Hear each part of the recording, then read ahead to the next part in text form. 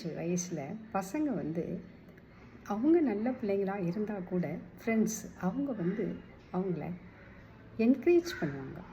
என்ன இன்றைக்கி ஒரு நாள் தானே, என்னடா இந்த பழக்கம்லாம் உனக்கு இல்லைன்னா நீ என்னடா நீ இருந்து வேஸ்ட்டடா அப்படிங்கிற மாதிரி சொல்லுவாங்க.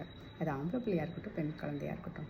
இதெல்லாம் ஒருத்தரையாவது டேஸ்ட் பார்த்தணும்டா அப்படின்னு சொல்லிட்டு ஏதோ ஒரு விஷயம், ட்ரிங்க்ஸாக இருக்கட்டும், இல்லை ஸ்மோக்காக இருக்கட்டும், இல்லை பொம்பளை பசங்களை கிண்டல் பண்ணுறது, இந்த மாதிரி எந்த விஷயத்துலையுமே என்கரேஜ் பண்ணிகிட்டே இருப்பாங்க. செய்யணும் அப்படிங்கிற மாதிரி தூண்டிக்கிட்டே இருப்பாங்க. அதுக்கு நீங்கள் நோ சொன்னீங்கன்னா உங்களை வீக்கான ஆள் மாதிரி காட்டுவாங்க. ஆனால் நீங்கள் அதுக்கெல்லாம் மசிஞ்சிடவே கூடாது. உங்களை வீக் அப்படின்னு சொன்னாங்கன்னா அது அவங்க சொல்கிறது தான். ஆனால் யாரெல்லாம் இந்த விஷயத்துக்கெல்லாம் நோ ஸ்ட்ராங்காக சொல்கிறாங்களோ அவங்க வீக்கே கிடையாது, அவங்க தான் பலமான ஸ்ட்ராங்.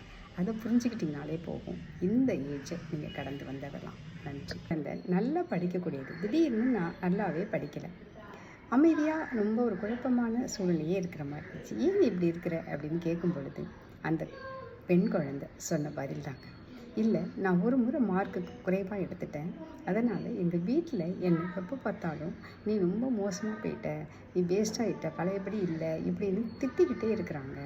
அது எனக்கு ஒரு பயத்தை உண்டாக்குது, எனக்கு பதட்டமாக இருக்குது, படிக்க முடியாத மாதிரி இருக்குது, என்னால் எக்ஸாம் நல்லா எழுத முடியாதோ, இப்படியே தான் நான் இருப்பணும் அப்படிங்கிற மாதிரி எனக்கு சூழலை ஏற்படுத்துது அப்படின்னு சொல்லுது.